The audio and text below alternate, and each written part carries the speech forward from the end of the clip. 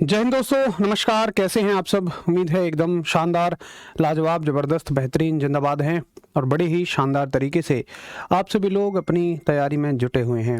आशा करता हूं कि बड़ी ही मेहनत के साथ आप सभी तैयारी कर रहे हैं, क्योंकि मैं देखिए आपको डराऊंगा तो नहीं, लेकिन ये वाकई सच्चाई है और मेरी हमेशा कोशिश होती है कि मैं आपको प्रैक्टिकल बातें बताऊं। मतलब मैंने पहले भी कहा था कि यार मैं कोशिश करता हूं कि 4 लाइन की शायरी सुनाकर आपको मोटिवेट करने की बजाय मैं आपको कुछ प्रैक्टिकल बातें बताऊं, क्योंकि ना शायरी से आप शॉर्ट टर्म के लिए मोटिवेट होते हैं। नहीं तो याद करिए कि 15 दिन पहले किसी टीचर ने आपको क्लास में क्या शायरी सुनाई थी, आप उससे तब मोटिवेट हुए थे, लेकिन क्या वो मोटिवेशन लॉन्ग टर्म रहा? नहीं। तो प्रैक्टिकली बातें करेंगे वो ज़्यादा बेहतर है, काम भी आएंगी। तो आज की एक प्रैक्टिकल बात ये है कि इतने अच्छे खासे कंपटीशन में सिलेक्शन लेना थोड़ा सा तो डिफ़िकल्ट है, लेकिन इम्पॉसिबल नहीं है। मतलब एक मेहनत का काम है, परंतु ये असंभव नहीं है। अगर आप इस मेहनत को करने के लिए डेडिकेटेड हैं, पूरी तरह से अपने आप को झोंक देते हैं इस मेहनत में, तो निश्चित ही आप सफल हो जाएंगे। लेकिन अगर कहीं भी कोई भी कैसी भी कमी आप इस तैयारी के दौरान रखते हैं, तो फिर आपके सफल होने के चांस बहुत कम हो जाते हैं। और ये जो तैयारी है ना, ये जो सिलेक्शन लेना है, ये पूरी एक चेन है। मैंने भी सिलेक्शन लिया है, आपको मैंने शायद बताया भी था कि दिल्ली जल बोर्ड में मैं भी गवर्नमेंट जॉब पे हूँ, सब डिविजनल ऑफिसर के तौर पर। तो ये एक पूरी चेन है और इस चेन में बहुत सारी कड़ियाँ होती हैं। जैसे सबसे पहली कड़ी कॉन्सेप्ट क्लास अच्छे से लेना है, फिर रिवीजन करना है, फिर मॉक टेस्ट लगाने हैं। ये सारी चीज़ें अगर आप कोई भी एक चीज़ मिस करते हो तो फिर आप सिलेक्शन से थोड़े से दूर हो जाएंगे। तो कृपया सभी इन पॉइंट्स को अच्छे से फॉलो करें और सफलता के लिए, सिलेक्शन के लिए ज़रूरी हर बिंदु को अच्छे से साथ में लेकर चलें। कल की क्लास से एक सवाल और फिर बढ़ जाएंगे हम आगे। और कल की क्लास मापन की थी, मेजरमेंट की थी, मापक यंत्र हमने पढ़े। तो मापक यंत्र में मुझे बताइए कि मैनोमीटर किस चीज़ का दाब मापता है? मैनोमीटर क्या मापता है? What measures manometer? सर आज आप लेट हो गए। बिल्कुल लेट नहीं हूँ भाई रोहित, बिल्कुल भी लेट नहीं हूँ। 8:05 पे क्लास एग्जैक्ट शुरू करती है, लेट कह मत देना भाई, आज नहीं सुनूंगा एक बात भी। इतना तो समय 5 मिनट तो लगते हैं यार। स्टूडियो में ऑलरेडी क्लास चल रही होती है, 8 बजे वो छूटेगी, उसकी पीडीएफ सेव होगी, आपके ग्रुप में सेंड की जाएगी, फिर मेरी पीडीएफ लगेगी, मेरी क्लास लगेगी। कोई यूट्यूब पे है पहली क्लास और मेरी एप्लीकेशन पे है, उसे स्विच करने में टाइम लगेगा। 5 मिनट तो बहुत कम टाइम है इन काम के लिए। चलो बहुत बढ़िया, सिलेक्शन लेना है पक्का, इस सोच के साथ आगे बढ़ेंगे तो पॉजिटिव माइंडसेट रहेगा और हम जरूर सिलेक्शन लेंगे। मॉक टेस्ट हर संडे मिलेगा आपको।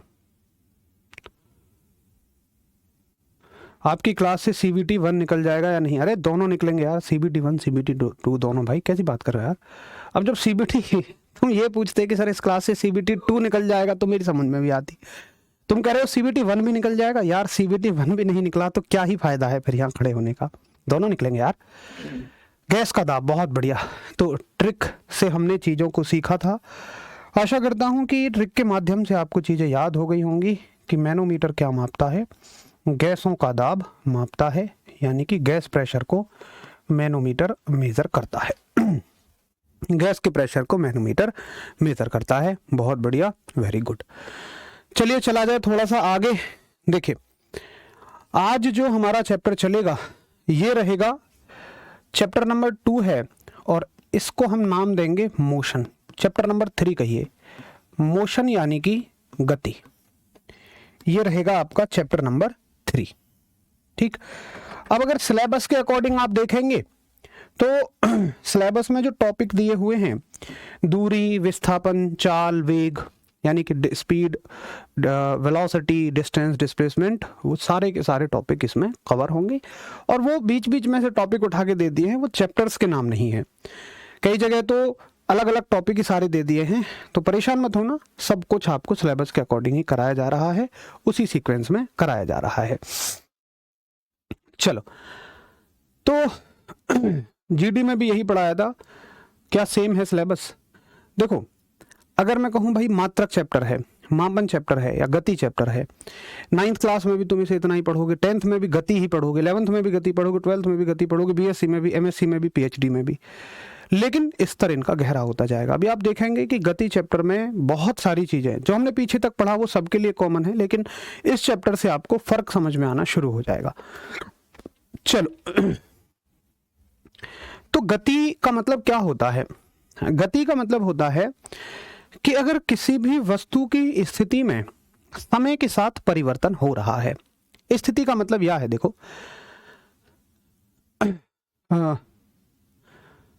क्या कहना चाह रहे हो पता नहीं।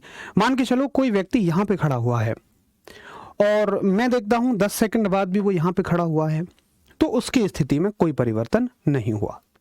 लेकिन मान लो मैं यहां पे खड़ा हुआ हूं और अब के इतने समय बाद मैं यहां पे आ गया, तो मैं कहूंगा कि मेरी स्थिति में परिवर्तन हुआ है, यानी कि मैं गतिमान हुआ हूं। इसी को बस हम गति कहते हैं। तो आप डेफिनेशन ये लिखोगे कि किसी वस्तु की स्थिति में परिवर्तन, यानी कि स्थिति में परिवर्तन को गति कहते हैं। और ये ना डेफिनेशन कहीं भी नहीं पूछी जाती, ये डेफिनेशन कहीं भी नहीं पूछी जाएगी। स्थिति में परिवर्तन को गति कहते हैं। स्थिति में परिवर्तन को गति कहते हैं, यानी कि चेंज इन द पोजीशन। किसी वस्तु की पोजीशन में अगर चेंज आ रहा है तो हम इसे क्या बोलेंगे? हम इसे गति बोलते हैं। अब देखिए, इसमें हमें क्या क्या राशियां पढ़नी है। तो हमें राशियां पढ़नी है। सबसे पहली राशि जो इस चैप्टर में आती है वो राशि आती है आपकी लंबाई। बड़े ध्यान से पढ़ना, जो जो राशियां हम कवर कर लेंगे उनके तुरंत बाद उनके प्रीवियस ईयर क्वेश्चंस भी देखेंगे, ताकि आपका कॉन्फिडेंस बढ़े और आपको पता लगे कि किस टॉपिक से कैसे क्वेश्चंस आते हैं। तो सबसे पहली राशि हम देखेंगे लंबाई, यानी कि लेंथ। अब देखिए, लंबाई को आप या तो विस्थापन बोल देते हैं, लंबाई को या तो आप विस्थापन कहते हो, यानी कि डिस्प्लेसमेंट कहते हो, या आप इसको दूरी कहते हो। ठीक है, या तो इसको विस्थापन कहते हो या तो आप इसको दूरी कहते हो, यानी कि डिस्टेंस। अब कब कहते हो? कब तो लंबाई को विस्थापन कहते हो, कब दूरी। लेकिन पता है, तुम तो चाहे विस्थापन, चाहे दूरी, चाहे लंबाई, सबको एक ही समझते हो, लेकिन ऐसा नहीं है।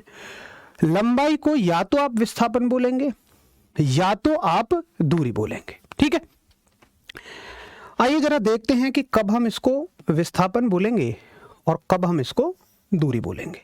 ठीक है, एक एग्जाम्पल की मदद से देखते हैं। बड़े ध्यान से समझना। देखो, कॉन्सेप्ट समझ लो। अभी मैं आपको प्रीवियस ईयर क्वेश्चन कराऊंगा तुरंत इसके बाद, तो आपको समझ में आ जाएगा। आप आराम से क्वेश्चन बना लोगे अगर आपने कॉन्सेप्ट को अच्छे से पढ़ेंगे। तो देखिए, मान के चलिएगा कि मैं 2 पॉइंट लेता हूं, ए से बी। 2 जगह हैं। ए है आपके स्कूल का क्लासरूम, आप 12वीं के विद्यार्थी हैं, और बी है ऑफिस। तो एक दिन सर ने कहा, मान लो रवि से कहा कि रवि यार चौक लेके आ जाओ। भाई सर हमें कहाँ से चौक मंगाते थे? ऑफिस से। तो रवि बड़ा सीधा साधा बच्चा है, वो बिल्कुल सीधा जाएगा और चौक लेके दे देगा मास्टर जी को।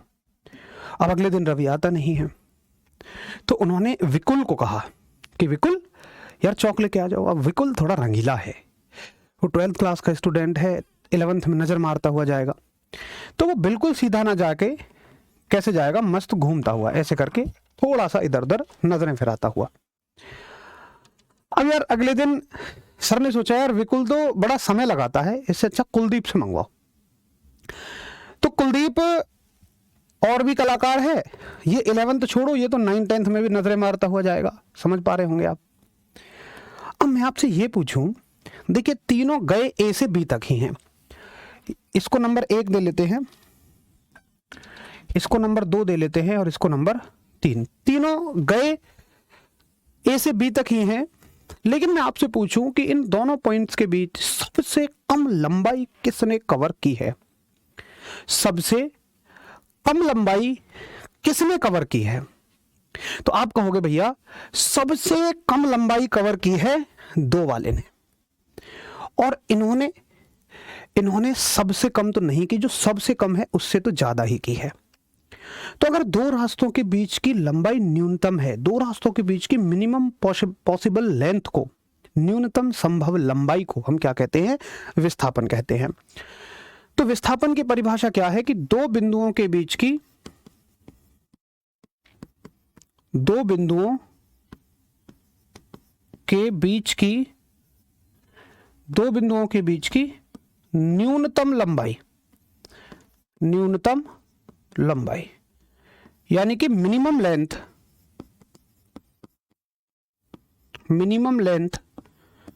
Between 2 points. अगर लंबाई सबसे कम है, मतलब न्यूनतम है, तो हम उसको क्या बोल देते हैं? विस्थापन बोल देते हैं। अब ये बताओ कि यहां से यहां तक जाने के कितने रास्ते हैं? यार तुम कहोगे भैया बहुत रास्ते हैं, अनंत रास्ते हैं, 2 तो मैं नहीं बना दिए, अब तुम कितने बना लो, लेकिन वो सारे के सारे विस्थापन से तो बड़े होंगे। तो विस्थापन के अलावा कोई भी लंबाई, कोई भी और दूसरी लंबाई, वो सब दूरी होती हैं। तो आप कहोगे कि विस्थापन के अलावा, मैं एक काम करता हूं, इसको ना थोड़ा सा ऐसा बनाता हूं कि हमारे पास जगह बच जाए। यहां आ जा भाई, तू हल्का सा, इसको हल्का सा रखते हैं बस ऐसे, यहां मेरे पास खूब सारी जगह बच जाएगी। ठीक है, मुझे 1 सेकंड का समय दो, मैं जगह बचा लूंगा, नहीं तो आगे दिक्कत हो जाएगी। अरे यार तुम कहाँ रह गए महाराज? हैं? ये पूरा सिलेक्शन क्यों नहीं ले रहा यार?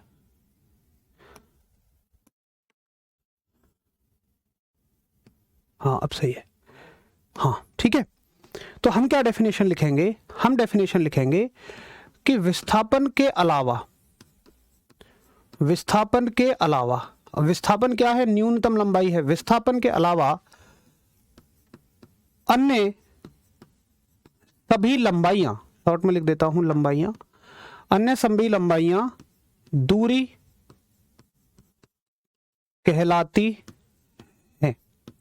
यानी कि length instead of displacement, length instead of displacement is called as distance. ऐसे करके आप इसको लिख सकते हैं। तो एक बार सभी दोस्त हम सब करें कि हाँ हमें समझ में आ गया इनके बीच में बेसिक डिफरेंस, कि कब हम इसको दूरी कहेंगे और कब हम इसको विस्थापन कहेंगे। एक बार सभी थम्स अप करेंगे, ठीक है? जल्दी से थम्स अप करिए, तब तक मैं ऐसी भी जगह इधर भी बना देता हूं ताकि हमें पूरा टॉपिक एक ही स्लाइड पे आराम से कवर हो जाए।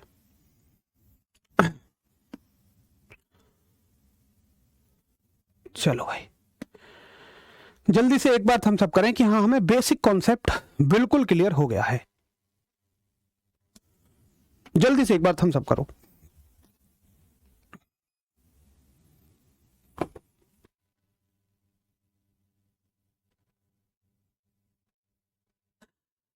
चलो बहुत बढ़िया,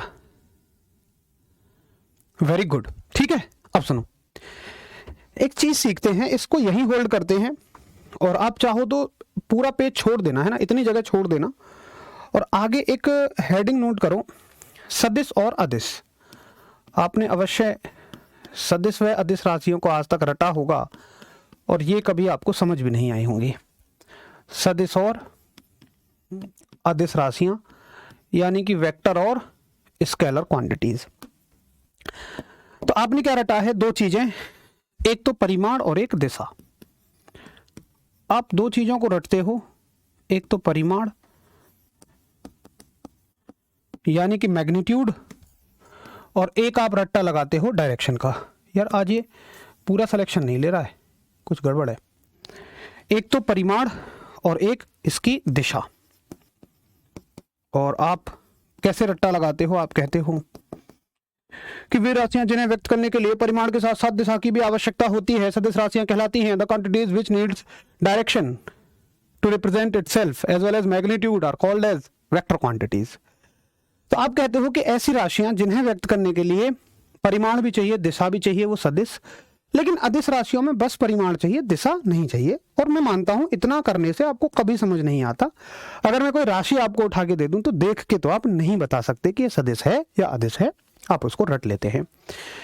लेकिन मैं वादा करता हूं आज आप सीखेंगे भी, समझेंगे भी, और उस तरीके से समझेंगे जिससे आप हमेशा एक राशि को देख के बता देंगे कि ये सदिश है या अदिश है। उसके बारे में कुछ भी आपको रटना नहीं पड़ेगा। कैसे, सुनो।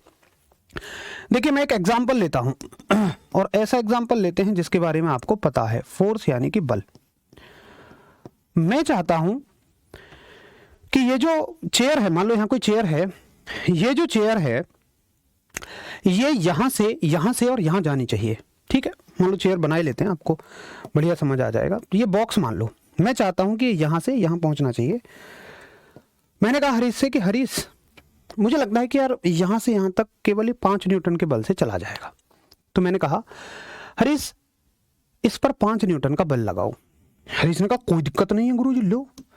और हरीश ने इस पर बल लगाया इधर की तरफ। क्या मेरा टारगेट पूरा हुआ? क्या मेरा टारगेट पूरा हुआ? बिल्कुल भी नहीं।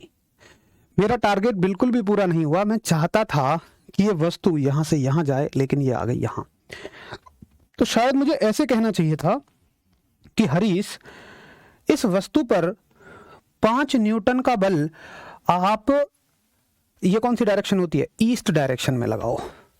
यानी कि जब मैं बल की बात कहूंगा तो मुझे वैल्यू के साथ साथ, यानी कि परिमाण के साथ साथ उसकी दिशा भी बतानी पड़ेगी कि भैया 5 न्यूटन का बल ईस्ट डायरेक्शन में लगाओ, यानी कि पूर्व दिशा में लगाओ। तभी तो बल को हम एक सदिश राशि कहते हैं, क्योंकि इसको रिप्रेजेंट करने के लिए हमें डायरेक्शन की आवश्यकता पड़ती है। लेकिन अगर मैं आपसे यह कहूं कि एक राशि ऐसी है, मानो एक तापमान है यानी कि टेम्परेचर है। आप जाते हो बुखार आने पे डॉक्टर साहब के पास, डॉक्टर साहब बताते हैं भैया तुम्हारा टेम्परेचर तो यार 103 पूर्व दिशा में है, ईस्ट डायरेक्शन में बोतल लगानी पड़ेगी। अब भैया अब मान के चलो तुम पूछोगे यार ये कहा कह रहा हो डॉक्टर, 103 पूर्व दिशा में, यूं कैसे हो यार? डॉक्टर साहब पश्चिम दिशा में जाऊंगा तो बढ़ जाएगा बुखार। तो जरा सोचो कि तापमान की दिशा के साथ कोई निर्भरता नहीं है। शायद ये बात हम बेकार लगा रहे हैं, है ना? इसको मैं कहूं ना तो ज्यादा बढ़िया रहेगा, है कि नहीं? तो आप देखो, तापमान को व्यक्त करने के लिए हमें केवल परिमाण की आवश्यकता है। भाई मात्रक तो चाहिए ही चाहिए, इसको काउंट मत करना। हमें मैग्नीट्यूड चाहिए, हमें डायरेक्शन की कोई जरूरत नहीं है। बस आप ये देखो, यहाँ डायरेक्शन चाहिए, यहाँ डायरेक्शन नहीं चाहिए। तो ये एक अदिश राशि है, यानी कि ये एक स्केलर क्वांटिटी है। अब ऐसे ही हम राशियों को देख के बता देंगे। और भी मैं एक शानदार सी ट्रिक आपको बताऊंगा जब हम हर राशि के साथ पढ़ेंगे। तो जैसे मैंने कहा आपको कि हम लोग ना तो मात्रक रटेंगे ना तो विमा रटेंगे, अब ऐसे ही ना हम सदिश राशि रटेंगे। इनको सीखेंगे ताकि किसी भी राशि को देख के आप उसके सूत्र से उसका मात्रक बता दो, विमा बता दो, और साथ ही ये बता दो वो सदिश है या अदिश है। जैसे अभी एक एग्जाम्पल लेंगे, पहले इसको नोट करो और थम्स अप करो अगर समझ आ जाए तो।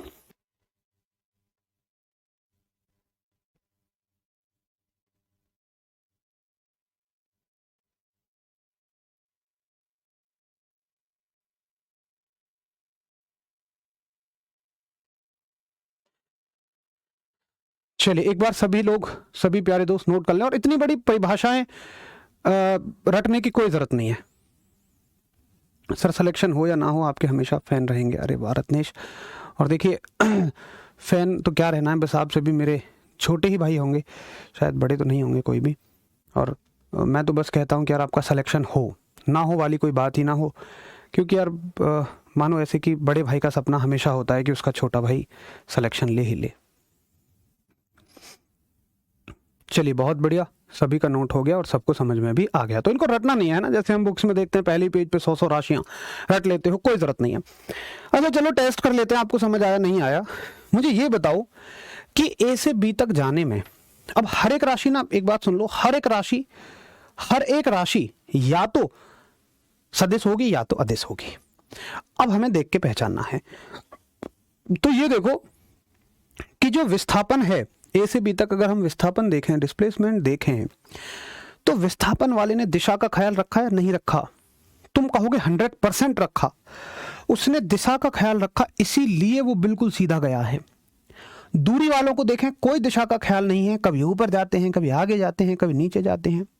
भाई हमने ऑर्डर दिया था यहाँ से यहाँ जाओ, वो कभी नीचे जाता है, कभी ऊपर जाता है, आगे जाता है, नीचे जाता है, आगे जाता है, ऊपर जाता है। तो शायद आप समझ गए होंगे कि विस्थापन में दिशा का ख्याल रखा जाता है, दिशा चाहिए ही चाहिए इसको व्यक्त करने के लिए। तो ये एक सदिश राशि है, यानी वेक्टर क्वांटिटी है। तो विस्थापन एक कैसी राशि है? सदिश राशि। अगर आपको ये समझ में आ गया तो आपका बहुत बड़ा कष्ट मिट जाएगा सदिश और अदिश का। वहीं दूरी वाला कोई ख्याल नहीं रखता। तो ये एक कैसी राशि है? ये एक अदिश राशि है, यानी कि ये एक स्केलर क्वांटिटी है। आशा करता हूं आप मेरी बात को बहुत अच्छे से समझ गए होंगे। चलो, बहुत सारा प्यार भाई। जितेंद्र कहते हैं दिल खुश हो गया, सिलेक्शन जरूर होगा, आप जैसे गुरु होंगे तो एलपी में सिलेक्शन फिक्स है। देखो लोचन भाई, मैं तो कहूँगा कि यार मेहनत करो, मेहनत ही केवल एक रास्ता है।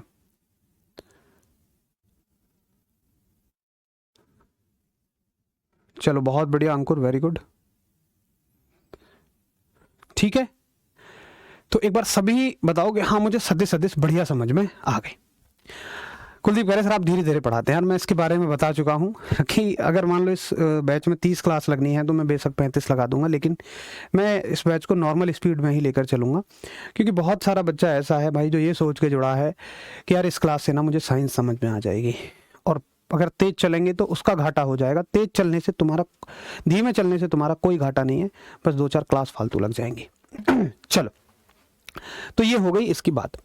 अब इन पॉइंट्स को ना ऐसे रटेंगे नहीं, फिल करते चलेंगे। जैसे अभी एक और बात सीखेंगे, पहले कुछ एग्जाम्पल्स लेते हैं। अब इससे कुछ न्यूमेरिकल्स देख लेते हैं कि सवाल कैसे बनते हैं। जैसे मानो क्वेश्चन देगा कि ए से लेके बी तक के बीच की दूरी, ए से लेके बी तक के बीच की दूरी 10 किलोमीटर है। कोई व्यक्ति ए से बी तक जाता है, फिर बी से वापस सी तक आता है, और बी से सी तक की दूरी 3 किलोमीटर है। ऐसे क्वेश्चन आपको मिलेगा। इस क्वेश्चन में आपसे पूछा जाएगा कि विस्थापन बताइए, विस्थापन बताइए, विस्थापन यानी कि डिस्प्लेसमेंट मैंने शॉर्ट में लिख दिया, और दूरी बताइए, डिस्टेंस बताइए। अब एक बात सीखो कि विस्थापन एक सदिश राशि है, वेक्टर क्वांटिटी है। तो यहां पे हमें डायरेक्शन का ख्याल रखना पड़ेगा, दिशा का ख्याल रखना पड़ेगा। कैसे? आगे चलने को आप पॉजिटिव कहो, भाई ए से बी तक गया तो प्लस का 10, अगर ये पीछे आया है तो माइनस ले दो उसको। अरे तभी तो ये सदिश है, क्योंकि दिशा बता रही है प्रॉपर, और 10 में से 3 गए तो 7, यानी कि विस्थापन 7 हो गया। लेकिन दूरी एक अदिश राशि है, और दूरी कभी भी दिशा का ख्याल नहीं रखती। आप हमेशा इसको प्लस लेंगे, आगे चलने को भी प्लस, पीछे चलने को भी प्लस, तो दूरी हो गई 13 किलोमीटर। अब आप समझ रहे होंगे कि दोनों का अपनी जगह अलग अलग यूज है। देखो, अगर मान लो कोई तुमसे पूछे, जैसे तुम मान लो किसी कंपनी में काम करते हो और तुम्हें पैसे मिलते हैं बाइक के पेट्रोल के, तो तुम वहां क्या बताओगे कि अगर तुम इतनी यात्रा तुमने तय की है तो तुम पेट्रोल के पैसे लेने पे निश्चित ही दूरी ही बताओगे, भाई विस्थापन क्यों बताओगे। लेकिन अगर कोई तुमसे ये पूछे कि मुझे बस इतना बताओ, तुम शुरुआत कहां से कर रहे थे और अंत में कहां हो, तुम शुरुआत यहां से कर रहे थे पूरी यात्रा के दौरान, अंत में यहां हो, शायद यहां से यहां के बीच की दूरी 7 किलोमीटर है, तो तुम विस्थापन बताओगे। आई बात समझ में आपको कि दूरी और विस्थापन का अलग महत्व है। कहीं दूरी भी आपको यूज करनी पड़ेगी, कहीं विस्थापन भी यूज करना पड़ेगा। और मजे की बात कि विस्थापन दिशा के साथ जवाब देगा। ये कहेगा कि तुम जिस दिशा में चले थे उसी दिशा में हो। देखो, जिस दिशा में चले थे उसी दिशा में हो, आगे की दिशा में ही हो, और समझ में आएगा। देखो, ठीक है। चलो, अगर समझ में आ गया है तो अगले क्वेश्चन का आंसर दो, नहीं समझ में आया है तो मेरे साथ बने रहो, समझ में 100% आ जाएगा। फिर से एक एग्जाम्पल लेते हैं कि कोई व्यक्ति ए से चलता है और वही बी 10 किलोमीटर तक जाता है, ए से बी तक। फिर वो बी से वापस लौटता है सी तक, ये पॉइंट है सी और ये दूरी है मान लो 14 किलोमीटर। इस पूरी यात्रा में आपसे यही दूरी और विस्थापन पूछा जाएगा, यानी कि डिस्टेंस और डिस्प्लेसमेंट पूछे जाएंगे। तो बताइए क्या होगा डिस्टेंस और क्या होगा डिस्प्लेसमेंट। तो आप ये कहेंगे कि भैया विस्थापन में हम आगे चलने को लेंगे प्लस और पीछे चलने को पूरा माइनस। माइनस के 14 तो प्लस 14 में से माइनस प्लस 10 में से माइनस के 14 जाएंगे तो माइनस के 4 बचेंगे। देखो ये दिशा भी बता रहा है कि तुम जिधर की तरफ चले थे ना, अंत में तुम उधर नहीं हो, तुम वहां से 4 मीटर पीछे हो और तुम यहां से 4 मीटर ही तो पीछे हो। और अगर तुम दूरी देखोगे तो भाई साहब आगे चलने को भी प्लस, पीछे चलने को भी प्लस। टोटल कितनी बाइक चली मेरी? टोटल चली 24 किलोमीटर। प्लस में ही आएगा आंसर। बोलो आया समझ? अगर हाँ अब आया तो चलो फिर देख लेते हैं एक और सवाल और करो उसका सही जवाब। एक और क्वेश्चन ले लो। ये न्यूमेरिकल्स हैं जो पेपर में आते हैं, दूरी और विस्थापन से न्यूमेरिकल्स हैं। देखिए फिर से एक न्यूमेरिकल लेते हैं कि कोई व्यक्ति ए से लेके बी तक जाता है जो कि है 10 किलोमीटर और बी से लेके ए तक आ जाता है जो कि इतना ही है, 10 ही किलोमीटर है। तो ये बताओ कि कितनी दूरी, कितना विस्थापन, कितना डिस्टेंस और कितना डिस्प्लेसमेंट। बताओ कितनी दूरी होगी और कितना विस्थापन होगा। तो आप कहोगे देखिए विस्थापन में आगे चलने को मैं प्लस लूंगा, पीछे चलने को माइनस लूंगा, आंसर आ गया 0। आना भी चाहिए था, ये सबसे इंपॉर्टेंट बात है। अगर तुम इसको समझ गए तो मजा आ जाएगा। अरे विस्थापन कहता है पहले कहां थे पूरी यात्रा में और बताओ अब कहां हो, बस उसका अंतर दे दो मुझे तो। अरे भाई तुम जहां थे वहीं हो, अंतर क्या है? शून्य। तो विस्थापन शून्य है। लेकिन मान लो तुम कंपनी में एम्प्लॉय हो, भाई पेट्रोल के पैसे थोड़ी ऐसे मांगोगे कि भैया जी मैं 0 किलोमीटर चलाऊं, लाओ मुझे तेल के पैसे दो 150 रुपये हैं। तो तुम दूरी बता रहे होगे उस समय पे। दूरी क्या है? आगे चलने को प्लस और पीछे चलने को भी प्लस, तो दूरी हो गई तुम्हारी 20 किलोमीटर। ये किस में रहेगी? प्लस में ही रहेगी।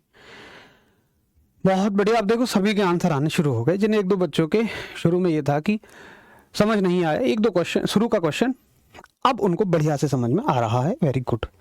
तो ऐसे ही चीज़ों को सीखेंगे ताकि न्यूमेरिकल भी कवर हो और वहीं से थ्योरी भी कवर हो। कोशिश रहेगी कि बहुत कम चीज़ें आपको डायरेक्ट याद रखनी पड़े। चलो बहुत ही बढ़िया। अब एक और सवाल, लास्ट सवाल, फिर यहां से हम बहुत सारे पॉइंट निकालेंगे थ्योरी में बनने वाले। एक क्वेश्चन देखें। कोई व्यक्ति ए से चलता है और बस बी तक जाता है, बस 10 किलोमीटर। अब बताओ कि उसने कितनी दूरी चली और कितना उसने विस्थापन चला। अब बताओ जरा। तो आप कहोगे भैया जी जब वो यहां से यहां तक गया तो विस्थापन +10 है ना, और दूरी भी क्या है? दूरी भी +10 है। ठीक है, तो ये तो हो गए न्यूमेरिकल। और ललित की तरफ से मेरे लिए बहुत सारा प्यार है, मेरी तरफ से आप सभी को बहुत सारा प्यार है, ललित को स्पेशल। ठीक है भाई, अब सुनो, यहां से मैं कुछ थ्योरी के पॉइंट्स निकालूंगा। क्या अगर पेपर में क्वेश्चन ये आए कि बताओ क्या दूरी, ध्यान से सुनना, क्या दूरी कभी ऋणात्मक या 0 हो सकती है? तो पहले तो तुम एग्जांपल्स देखो। दूरी यहां भी पॉजिटिव है और इससे ज्यादा एग्जांपल संभव नहीं है। ये सारे केस कवर कर लिए मैंने। दूरी यहां भी पॉजिटिव है, दूरी यहां भी पॉजिटिव है, दूरी यहां भी पॉजिटिव है। दूरी चूंकि एक स्केलर क्वांटिटी है, ये एक अदिश राशि है, ये कभी ऋणात्मक या 0 हो ही नहीं सकती, ये हमेशा पॉजिटिव होगी। शायद मैं सीधा सीधा लिखवाता तो कम समझ में आता, अब न्यूमेरिकल भी हो गए और ये बात भी समझ में आ गई। तो शायद क्वेश्चन नोट हो गए होंगे। पिछली स्लाइड में ऐड करेंगे, मैंने पेज छुड़वाया था कि दूरी जो है वो हमेशा और हमेशा कैसी होती है? धनात्मक होती है। अब ये बात कहने की जरूरत तो नहीं है कि ऋणात्मक या शून्य नहीं हो सकती। अरे हमेशा धनात्मक है तो नहीं हो सकती, वो तो अंडरस्टूड है। तो ऐसे सवाल पेपर में आए तो भैया फिर थोड़ा मैनेज करना, क्योंकि हर चीज लिखवाई नहीं जा सकती। अगर आपको ये समझा दिया तो आपको ये अंडरस्टूड होना चाहिए कि फिर ये ऋणात्मक या शून्य नहीं हो सकती। लेकिन अगर हम विस्थापन को देखेंगे तो ये आपको धनात्मक भी मिलेगा, ये आपको ऋणात्मक भी मिलेगा और ये आपको 0 भी मिलेगा। यानी कि विस्थापन जो है ये पॉजिटिव भी हो सकता है, शॉर्ट में लिख देता हूं, निगेटिव भी हो सकता है, और ये 0 भी हो सकता है। ठीक है, यानी कि इसके तीनों केस पॉसिबल हैं, इसके तीनों केस पॉसिबल हैं। आशा करता हूं कि आप मेरी बात को समझ में आ गए होंगे। सर पहले मैं फिजिक्स से बहुत डरता था, पर आज देख कर लग रहा है अब की बार सिलेक्शन ले लूंगा। देखो यार विपिन, बहुत सारा प्यार है, बाकी मैं देख रहा हूँ आज बहुत सारे बच्चों को बढ़िया समझ में आ रहा है। लेकिन कभी कभी ना ऐसा होता है कि जैसे ये टॉपिक है, ये इंटरेस्टिंग है, आसान भी है, और हम कोशिश भी करते हैं बहुत आसान बन जाए। कल को हो सकता है कोई ऐसा टॉपिक भी हो जो तुमने कभी ना पढ़ा हो, उसको हम पहली बार पढ़ें, वो कठिन है। हालांकि मेरी कोशिश होगी मैं सबसे आसान बनाऊं उस टॉपिक को, लेकिन फिर भी तुम्हें थोड़ा सा मेंटली प्रिपेयर रहना है कि हाँ, अगर कोई आसान मुश्किल टॉपिक भी है तो उसमें भी हम पेशेंस लूज नहीं करेंगे और इसी खुशी को बनाए रखेंगे जो आज हमारी है। ठीक है, तो ये पॉजिटिव भी हो सकती है, निगेटिव भी, और 0 भी हो सकती है। तो आशा करता हूं ये पॉइंट भी समझ में आ गया होगा। अब देखो अगली बात देखें, एक बड़ी ही शानदार बात है। अगर मैं आपसे ये पूछूं कि बताओ, ध्यान से देखो सारे एग्जाम्पल्स को, कि क्या दूरी विस्थापन से कभी कम हो सकती है? क्या डिस्टेंस कभी डिस्प्लेसमेंट से कम हो सकती है? या इसका उल्टा कह लो, क्या विस्थापन कभी दूरी से ज्यादा हो सकता है? क्या डिस्प्लेसमेंट कभी डिस्टेंस से ज्यादा हो सकता है? तुम कहोगे कभी नहीं। देखो जरा, विस्थापन हमेशा छोटा रहेगा। देखो यहां भी छोटा है भाई, ये 7 है, 13 है, यहां -4 है, 24 है, यहां भी छोटा, यहां 0 है, हमेशा छोटा, यहां भी छोटा, लेकिन यहां बराबर है, परंतु ज्यादा नहीं है। तो आप कह सकते हो कि विस्थापन यानी डिस्प्लेसमेंट दूरी से ज्यादा तो कभी नहीं हो सकता, या तो उससे कम रहेगा या ज्यादा से ज्यादा उसके बराबर हो जाएगा, बस। तो लिख दूं मैं इस पॉइंट को कि विस्थापन जो है, विस्थापन क्या लिखोगे? विस्थापन हमेशा, मतलब ऐसे लिखोगे, हमेशा दूरी से छोटा, हमेशा दूरी से छोटा या बराबर होता है, हमेशा दूरी से छोटा या बराबर होता है। भाई अब कहने की तो जरूरत नहीं है कि ये बड़ा नहीं होता, ये आप समझ जाओगे। और दूरी के लिए कहोगे तो कहोगे कि हमेशा विस्थापन से बड़ी होती है, हमेशा विस्थापन से बड़ी या बराबर होती है। ठीक है, तो ये ऐसे पॉइंट हैं जो हमेशा आप रटते हो लेकिन कभी समझ नहीं आते। आशा करता हूं आज आप इनको समझ रहे होंगे। विस्थापन की जगह इंग्लिश वाले डिस्प्लेसमेंट लिख लेना, और सॉरी हमेशा विस्थापन से बड़ी या बराबर होती है, ठीक है, और विस्थापन हमेशा दूरी से छोटा या बराबर होता है, ठीक है। तो इधर लिख देना डिस्टेंस, सही है, सब कुछ क्लियर है। चलो बहुत बढ़िया जी, बिल्कुल मैंने इंजीनियरिंग की हुई है। अब देखो दीपेंद्र पूछ रहे हैं ऐसा क्यों? अरे भैया खूब तो अच्छे से बताया दोस्त, ऐसा क्यों होता है? एग्जाम्पल ले लेके बताया, अगर मैं सीधा रटवाता तो बात भी थी, अब तो एग्जाम्पल लेके रटवाया मेरे दोस्त। अब एक बार अगर आपने विस्थापन और दूरी को समझ लिया हो अच्छे से, देखो लंबाई को तो हम L से दिखाते हैं ना, हर एक चीज का सिंबल होता है। विस्थापन को S से दिखाते हैं और दूरी को हम D से दिखाते हैं, ये याद रखना, ठीक है। चलो, यदि मैं ग्रुप डी में आपसे साइंस पढ़ा होता तो फाइनल मेरिट से बाहर नहीं होता। चलिए कोई बात नहीं शिवा यार, ALP में सिलेक्शन लेंगे। बाकी ग्रुप डी का तो ये हाल था कि मतलब 7-8 क्लास से ही बहुत कुछ आया था, उसमें आए ही 3 चैप्टर थे, और बाद में जो एनालिसिस कराया था उसमें तो मज़ा आ गया। आपसे पढ़ाई कर हेड ऑपरेटर में पूरे क्वेश्चन किए थे माई, बहुत बढ़िया, वेरी गुड। हेड ऑपरेटर और रेडियो ऑपरेटर का बच्चा जिन्होंने मेहनत की थी उनके परिणाम भी संतुष्टिजनक रहे हैं। बस आशा करेंगे कि लोको पायलट के परिणाम भी संतुष्टिजनक रहें, हर बच्चा संतुष्ट होकर निकले एग्जाम हॉल से, ऐसी हमारी कोशिशें रहेंगी। चलो, तो ये बात हो गई। अब देखते हैं कुछ प्रीवियस ईयर क्वेश्चंस, ठीक है।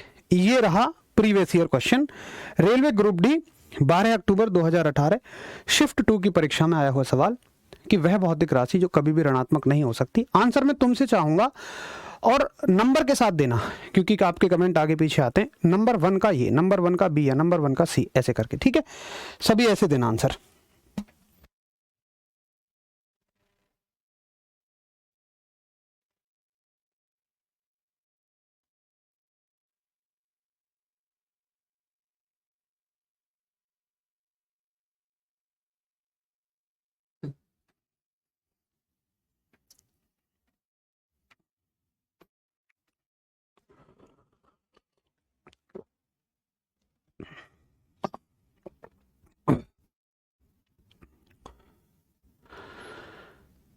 चलो तो जल्दी से आंसर करेंगे। डिस्प्लेसमेंट का फॉर्मूला क्या होगा?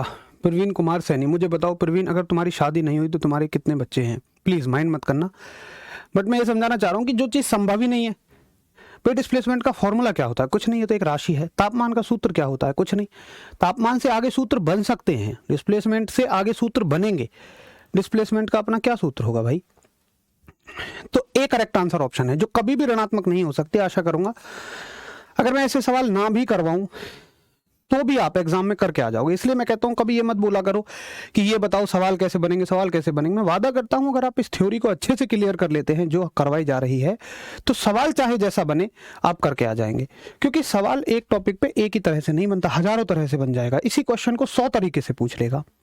अगर आपकी थ्योरी क्लियर है तो किसी भी तरीके से करो, हो जाएगा।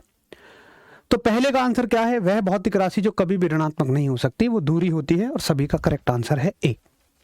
अगला सवाल, और आप कहें कि ग्रुप डी और लोको पायलट में अंतर होता है, तो देखो सीबीटी 1 में तो कोई अंतर नहीं है, सीबीटी 2 में भी इस सिलेबस में कोई अंतर नहीं है। थोड़ा सा अंतर वो अलग सिलेबस जो रहेगा इंजीनियरिंग वाला, साइंस एंड इंजीनियरिंग वाला, उसमें अंतर आता है, तो वो हम बाद में पढ़ेंगे जब सीबीटी 1 क्लियर कर लेंगे। चलो अगला सवाल, का उपयोग एक वस्तु की समग्र गति का वर्णन करने और किसी दिए गए समय पर इसकी प्रारंभिक स्थिति के संदर्भ में अंतिम स्थिति का पता लगाने के लिए किया जाता है। तो बताओ ऐसी कौन सी राशि है जिससे हम उसकी प्रारंभिक स्थिति और अंतिम स्थिति की बात करते हैं?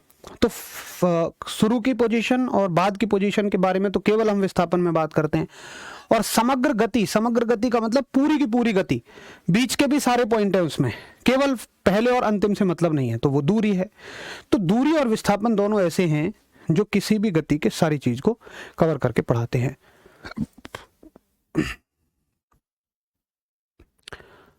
चलो बहुत ही बढ़िया,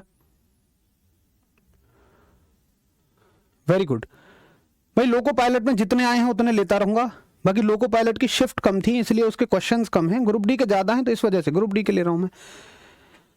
अगला सवाल, ये एएलपी का आया हुआ सवाल है। अब तुम जरा देखो कि क्या इसका अंतर, क्या इसका लेवल ग्रुप डी से कहीं ज्यादा है? कहीं भी नहीं है। यदि किसी वस्तु द्वारा तय की गई दूरी 0 है तो वस्तु का विस्थापन कितना होगा? अब बताओ, अगर वस्तु द्वारा तय की गई दूरी ही 0 है, दूरी कब 0 होगी? जब वस्तु अपनी जगह से चले ही ना। अब जब वस्तु अपनी जगह से चल ही नहीं रही तो विस्थापन भी 0 ही होगा, है कि नहीं है? तो ये एएलपी का लेवल है। ऐसा मत समझो ग्रुप डी 10वीं से है तो उसकी साइंस कमजोर आती है। भाई अच्छी खासी साइंस, अच्छी खासी आती है ग्रुप डी में भी। और लोको पायलट की साइंस देखो, वो भी इसी लेवल की है। बाकी हम हाई लेवल भी करेंगे, अभी तो बेसिक चैप्टर चल रहे हैं। इसी चैप्टर में आप देखेंगे जब हम ग्राफ को पढ़ रहे होंगे, वो बिल्कुल आपके लिए नई चीज है। चलिए रोशन, आपकी वजह से फिजिक्स से प्यार हो गया और इस बैच की वजह से मुझे आप सबसे प्यार हो गया, बहुत सारा प्यार। अगला सवाल आप देखें, क्वेश्चन है, एक वस्तु को ऊपर की ओर फेंका जाता है, यह 100 मीटर की ऊंचाई तक जाती है और फिर फेंकने वाले के पास वापस आ जाती है। अब बताओ इनमें से कौन सा आंसर ऑप्शन करेक्ट है? आपको 1 मिनट का समय दे रहा हूं, क्वेश्चन नंबर 4 लिख के आंसर करना, देखें किसका सही होगा।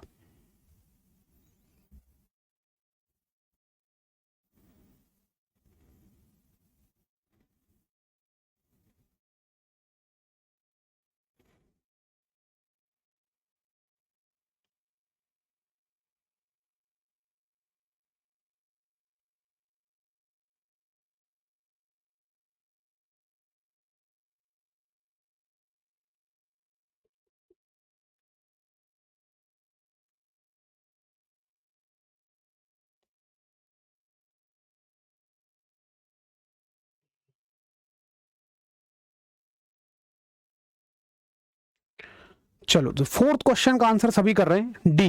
देख लेते हैं एक बार। वस्तु का विस्थापन 50 मीटर है।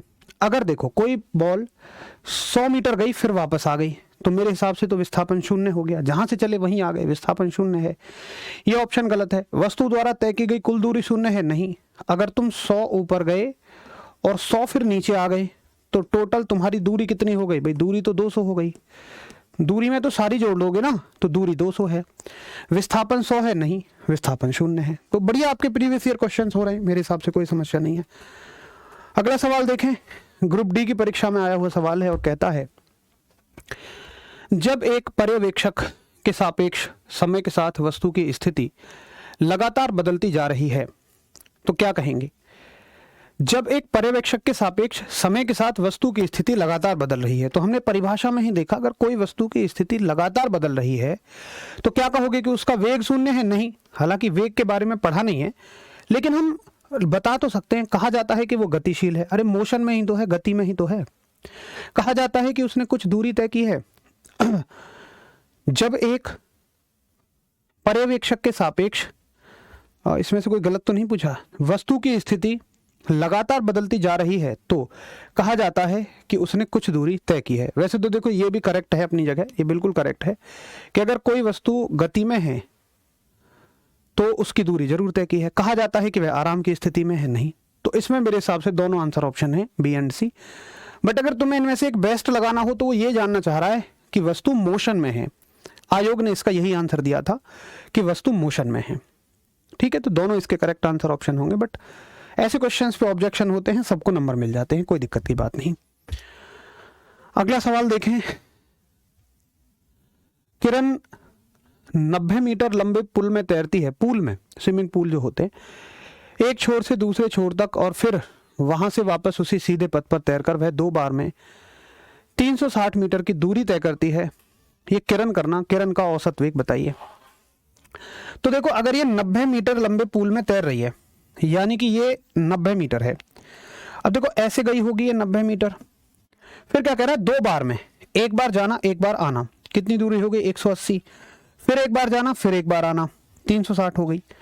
यानी कि 360 मीटर की दूरी जब ये तय कर लेगी इसी रास्ते पे, तो इसका मतलब है ये जहां से चली थी वहीं आके रुक गई है।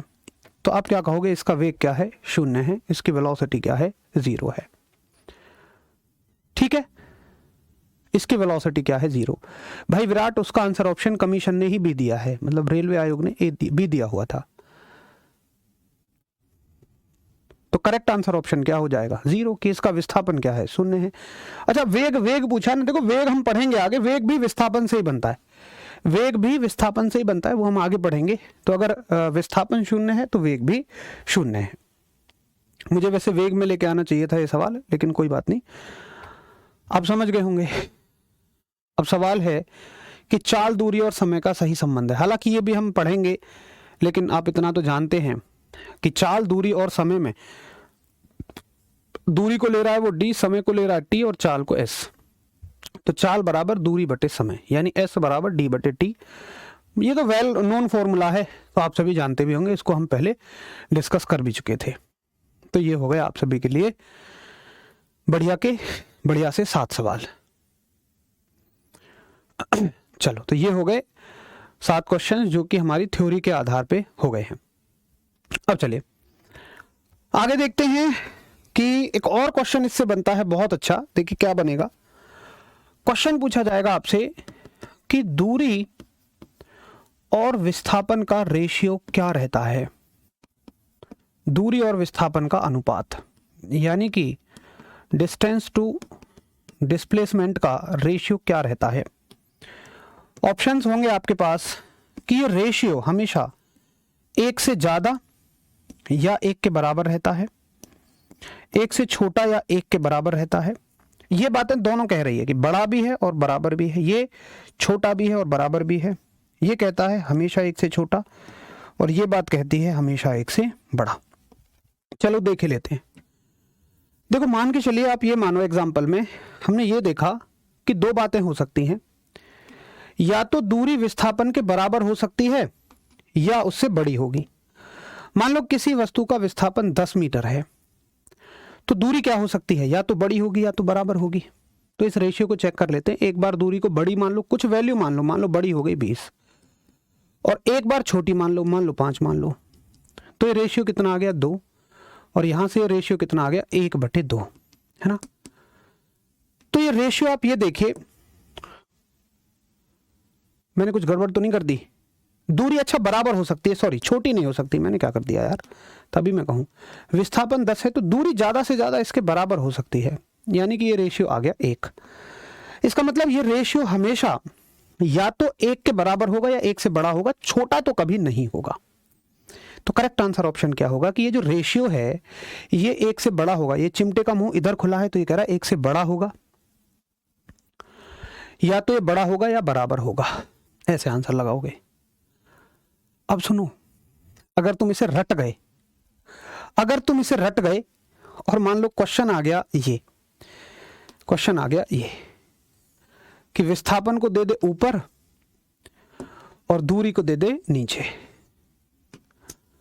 अगर ये तुम्हें आंसर दे दे, ये तुम्हें अगर क्वेश्चन तुमसे पूछ ले तो बताओ कैसी रहेगी। अब बताओ इसका आंसर ऑप्शन क्या रहेगा। तो यार इसका आंसर ऑप्शन क्या बन जाएगा। अब विस्थापन ऊपर आ गया तो ऑब्वियसली या तो ये रेशियो 1 के बराबर होगा या 1 से छोटा होगा। तो इस क्वेश्चन के अकॉर्डिंग अब आंसर ये हो जाएगा। इसलिए चीज़ों को समझ के करना है, कभी भी रट के नहीं करना है। और इस टॉपिक से दूरी और विस्थापन पे बनने वाले मैक्सिमम सवाल मैंने आपको करा दिए। मेरा वादा है थ्योरी के रूप में इससे और कोई सवाल नहीं बन सकता।